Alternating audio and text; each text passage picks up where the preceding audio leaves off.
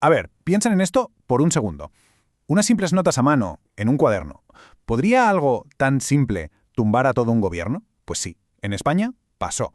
Hoy vamos a desgranar cómo esos papeles desataron uno de los escándalos de corrupción más bestias de la historia reciente del país. Uno que acabó además con una sentencia judicial que lo cambió todo.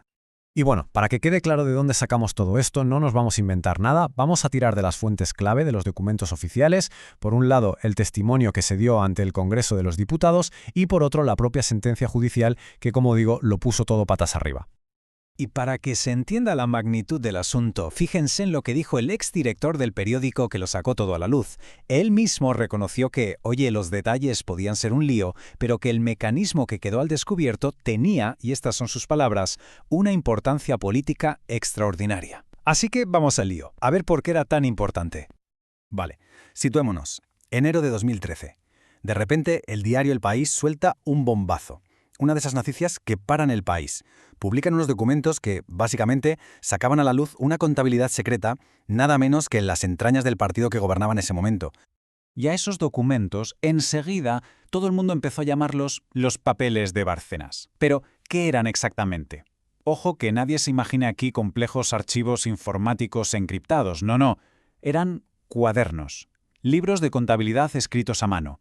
Una contabilidad B, paralela, totalmente opaca, que llevaba con un cuidado casi obsesivo el tesorero del partido, un tal Luis Bárcenas.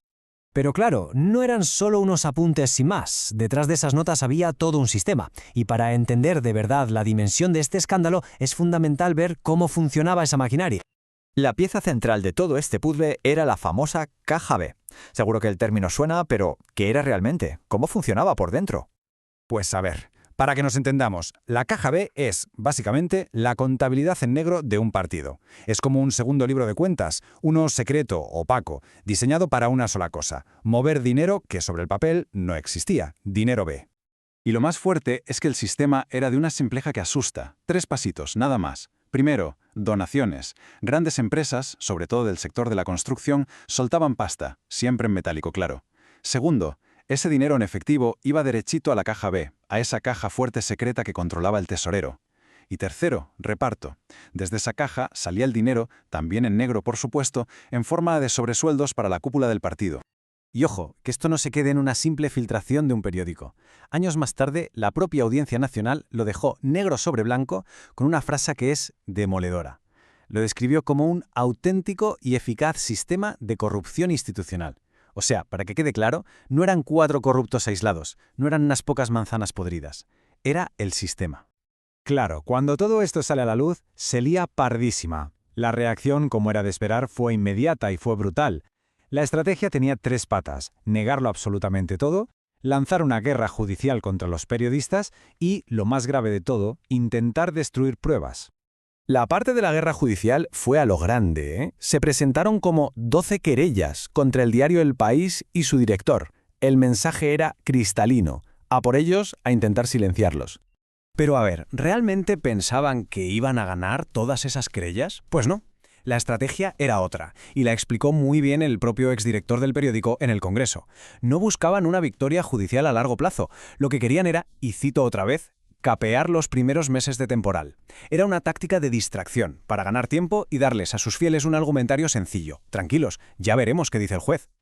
Pero si hablamos de acciones heavies, la palma se la lleva esta. Atentos al dato. Solo 6 días después de que Bárcenas pisara la cárcel por primera vez, los discos duros de sus ordenadores, los que estaban en la sede del partido, fueron destruidos, borrados del mapa. Un movimiento tan burdo que acabó generando su propio juicio por obstrucción a la justicia.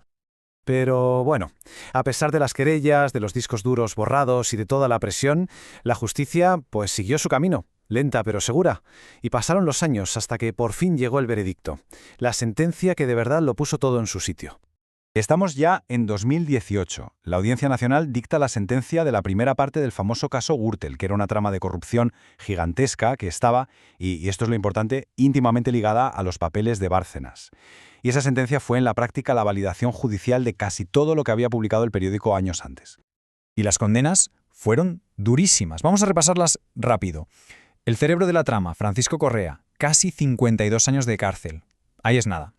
Luis Bárcenas, el hombre de los cuadernos, el extesorero. 33 años de prisión. El tribunal consideró probado que se había forrado con la misma trama que él gestionaba. Y esto salpicó hasta a la familia. Su mujer, Rosalía Iglesias, también condenada, 15 años por ayudarle a esconder el dinero sucio. Pero la verdadera bomba judicial, lo que nunca antes había pasado en España, fue la condena al propio partido político.